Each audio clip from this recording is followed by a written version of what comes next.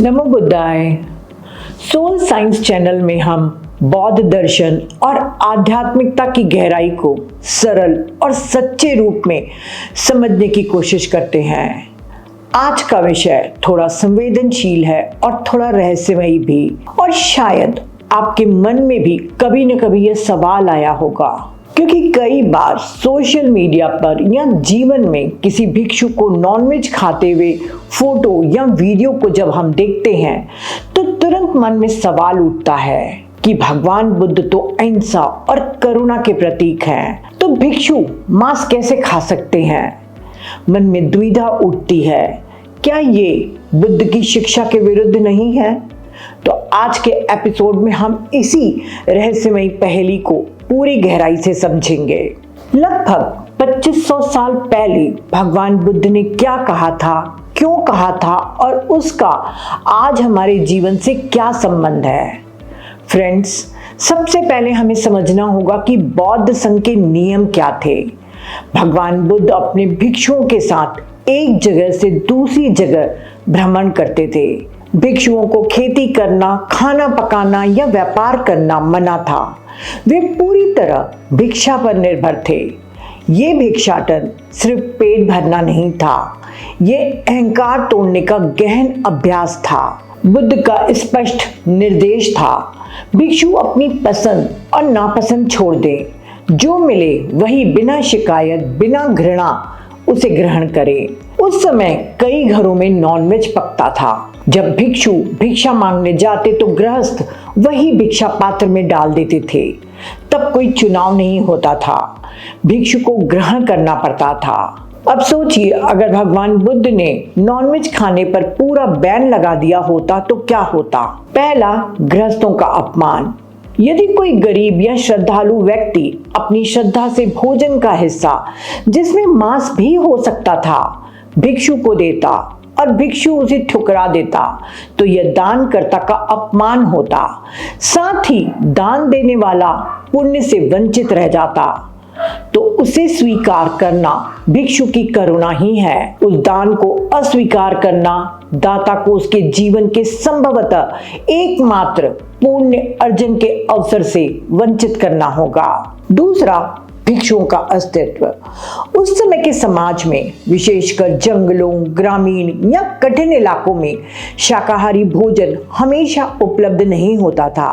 पूर्ण प्रतिबंध का मतलब कई भिक्षुओं को भूखा रहना पड़ता और संघ का अस्तित्व ही संकट में पड़ सकता था। तो यहाँ बुद्ध ने एक बहुत गहरी बात समझी। धर्म को कठोर नियमों में बांधना नहीं है, बल्कि उसे जीवन के साथ संतुलित करना है। यही कारण है कि बुद्ध ने मध्यम मार्ग को अपनाया। न उन्होंने मांसाहार को बढ़ावा दिया और न ही इसे पूरी तरह प्रतिबंधित किया। भगवान बुद्ध जानते थे कि उनका धम्म अलग अलग देशों और संस्कृतियों में फैलेगा। हर जगह भोजन की उपलब्धता अलग अलग होगी। अगर नियम बहुत कठोर होते तो धम्म का प्रसार रुक जाता। अब आते हैं मुख्य नियम पर, जिसे त्रिकोटि परिशुद्ध मांस कहते हैं। ये शिक्षा मध्यम निकाय के 55वें सूत्र में आती है, जीवक सूत्र। त्रिकोटि परिशुद्ध मांस यानी 3 शुद्धताओं वाला मांस। याद रखिएगा कि यह नियम मुख्य रूप से भिक्षु और भिक्षुणियों के लिए है। एक बार राजगृह में बुद्ध के चिकित्सक जीवक कुमार भच्च आम के बाग में गए, जहां बुद्ध ठहरे थे। वे बुद्ध से कुछ समय पहले ही जुड़े थे। जीवक ने सुना कि लोग आरोप लगाते हैं कि भिक्षु और भगवान बुद्ध के लिए लोग विशेष तौर पर मांस पकाकर उन्हें देते हैं और संघ या बुद्ध वो मांस खाते हैं। जीवक बुद्ध के पास गए और पूछा, भगवान, क्या यह सच है? क्या उनकी शिक्षा मांस खाने को मना नहीं करती? तब भगवान बुद्ध ने कहा कि जीवक, जो ऐसा कहते हैं वे मेरी बात को गलत तरीके से पेश करते हैं। फिर बुद्ध ने स्पष्ट किया कि मैं 3 मामलों में भिक्षुओं को मांस न खाने की शिक्षा देता हूँ। पहला, न देखा गया। भिक्षु ने खुद नहीं देखा कि यह जीव मेरे लिए मारा गया है। दूसरा, न सुना गया। किसी ने नहीं बताया कि यह विशेष रूप से भिक्षु के लिए मारा गया है। तीसरा, न संदेह हुआ। कोई कारण नहीं कि जानवर भिक्षु के लिए ही वध किया गया हो। यदि ये तीनों शर्तें पूरी हो तो मांस ग्रहण करने में कोई दोष नहीं है, लेकिन अगर संदेह भी हो तो यह मांस वर्जित है। ये नियम भिक्षु को हिंसा की मंशा से पूरी तरह अलग रखता है। इरादा यानी चेतना ही कर्म है। अगर भिक्षु को पता नहीं, उसकी कोई सहमति नहीं, तो वह कर्म बंधन से मुक्त है। भगवान बुद्ध ने जीवक को समझाया कि जब कोई व्यक्ति मांस के लिए हिंसा में सीधे शामिल होता है तब वह 5 तरह से अपुण्य कमाता है। पहला, किसी को आदेश देना कि उस जीव को पकड़कर लाओ। दूसरा, जीव को पकड़कर लाना जहां वह डर और पीड़ा सहता है। तीसरा, स्पष्ट कहना, इसे मार दो। चौथा, वध के समय जीव को तीव्र कष्ट होना। पांचवा, उस मांस को भिक्षु या संघ को अर्पित करना। इन 5 स्थितियों में दाता को भारी अपुण्य होता है। लेकिन यदि भिक्षु को यह पता नहीं कि यह मांस उसके लिए मारा गया है तो भिक्षु दोषी नहीं माना जाता। अक्सर उस समय गृहस्थ लोग अपने घर में मांसाहार बनाते थे और उसी मांसाहार भोजन को दान करना गलत नहीं है, पर किसी विशेष भिक्षु या भगवान बुद्ध के लिए जानवर को मारना और उसका मांस पकाकर उन्हें परोसना अपुण्य कराता है। भगवान बुद्ध के अनुसार एक सच्चा भिक्षु केवल भोजन नहीं करता, वह भोजन को साधना बना देता है। वह मेता विहारी होता है, यानी उसका मन सभी प्राणियों के प्रति प्रेम और करुणा से भरा होता है। भोजन करते समय वह 4 बातों का ध्यान रखता है। पहला, अनासक्ति, स्वाद में लिप्त नहीं होता। दूसरा, मोह से मुक्ति, भोजन के प्रति आकर्षण नहीं रखता। तीसरा, दोष दर्शन, यह समझता है कि यह भोजन शरीर का पोषण मात्र है। चौथा, मुक्ति की चेतना, भोजन को साधना के लिए उपयोग करता है। इसी को निर्दोष आहार कहा जाता है। भगवान बुद्ध के समय भी इस बात को लेकर विवाद हुआ था। बुद्ध के चचेरे भाई देवदत्त ने ईर्ष्या में बुद्ध के समक्ष 5 कठोर नियम प्रस्तावित किए, जिनमें एक था सभी भिक्षुओं के लिए जीवन भर पूर्ण शाकाहार अनिवार्य होना। देवदत्त दिखाना चाहता था कि वह बुद्ध से ज्यादा तपस्वी है, लेकिन बुद्ध ने सभी नियम ठुकरा दिए। शाकाहार नियम को इनकार करते हुए उन्होंने कहा कि भोजन शरीर की जरूरत है, धर्म का आधार नहीं। अगर नियम बहुत कठोर हो जाते तो भिक्षु सारा ध्यान खाने पर लगाते, फिर पसंदीदा भोजन की इच्छा में पड़ते और निर्वाण से भटक जाते। बुद्ध नहीं चाहते थे कि धर्म खान पान की कट्टरता बन जाए। इसीलिए बुद्ध का जोर हमेशा इस पर था कि मन की शुद्धि आहार की शुद्धि से कहीं अधिक महत्वपूर्ण है। बुद्ध का असली संदेश क्या खाना है नहीं था, बल्कि था कैसे जीना है। अगर कोई व्यक्ति शाकाहारी है लेकिन मन में अहंकार है कि मैं श्रेष्ठ हूं, तो वह बुद्ध के मार्ग से दूर है। और अगर कोई व्यक्ति परिस्थितिवश मांस खाता है लेकिन मन में करुणा है, तो वह बुद्ध के ज्यादा करीब है। बौद्ध धर्म कोई एक पत्थर की लकीर नहीं है, ये पानी की तरह है जो जिस बर्तन यानी देश या संस्कृति में जाता है उसी का आकार ले लेता है, फिर चाहे भाषा हो या वहां का खान पान। यही कारण है कि आज श्रीलंका का एक भिक्षु, चीन का एक भिक्षु और तिब्बत का एक लामा, तीनों का भोजन को लेकर दृष्टिकोण बिल्कुल अलग है। जो श्रीलंका, थाईलैंड, म्यांमार, लाओस और कंबोडिया में प्रचलित है, वहां आज भी भिक्षु सुबह सुबह भिक्षा पात्र लेकर निकलते हैं। वहां की संस्कृति में मछली और मांस भोजन मुख्य हिस्सा है। इसीलिए जब गृहस्थ भिक्षुओं को भोजन दान करते हैं तो उसमें अक्सर मांस होता है। थेरावादी भिक्षु उसी पुराने नियम का पालन करते हैं कि जो भी मिला है उसे चुपचाप खा लो। यदि आप थाईलैंड जाएं तो आप देखेंगे कि भिक्षु मांस खा रहे हैं। यह उनके लिए पाप नहीं है, क्योंकि उन्होंने उस जीव को नहीं मारा। वे मानते हैं कि भोजन को अस्वीकार करना अपने स्वयं यानी खुद को महत्व देना है, जो कि अहंकार है। उनके लिए शाकाहार या मांसाहार मुद्दा नहीं है, मुद्दा है अनासक्ति। दूसरी शाखा है महायान, जिसमें करुणा का विस्तार और पूर्ण शाकाहार है। जब बौद्ध धर्म उत्तर की ओर चीन, जापान, कोरिया और वियतनाम पहुंचा तो वहां एक नई विचारधारा महायान का जन्म हुआ।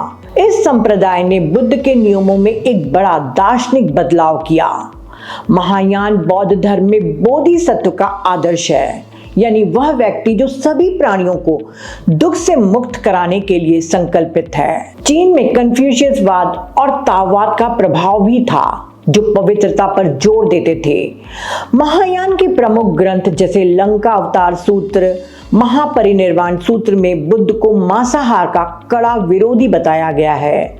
इन ग्रंथों में कहा गया है कि मांस खाना करुणा के बीज को नष्ट कर देता है।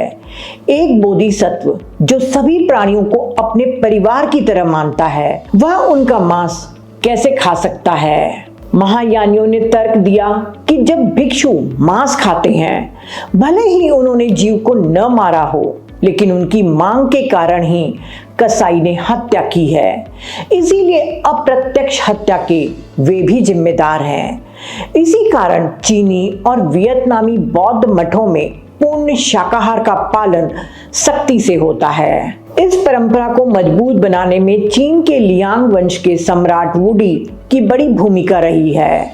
वे खुद आजीवन शाकाहारी थे और बौद्ध भिक्षुओं के लिए शाकाहार को अनिवार्य बनाने वाले पहले प्रमुख शासक बने। तीसरा प्रमुख संप्रदाय है वज्रयान, जो तिब्बत, भूटान, मंगोलिया और लद्दाख जैसे हिमालय क्षेत्रों में फला फूला। यहाँ का मामला दार्शनिक से ज्यादा भौगोलिक है। तिब्बत जैसे पठारी और बर्फीली इलाकों में साल के ज्यादातर महीने खेती करना असंभव होता है। वहाँ सब्जियां, दालें या चावल उगते ही नहीं थे। प्राचीन काल में वहाँ के लोगों और भिक्षुओं के पास जीवित रहने के लिए याक का मांस, सूखा मांस और जौ खाने के अलावा कोई विकल्प नहीं था। अगर तिब्बती बौद्ध धर्म शाकाहार को अनिवार्य कर देते तो वहां धर्म ही समाप्त हो जाता, क्योंकि अनुयायी जीवित ही नहीं बचते। इसीलिए यहाँ के लामा और भिक्षुओं ने मांसाहार को स्वीकार किया, लेकिन एक अलग दृष्टिकोण के साथ। वज्रयान में तंत्र का प्रभाव है।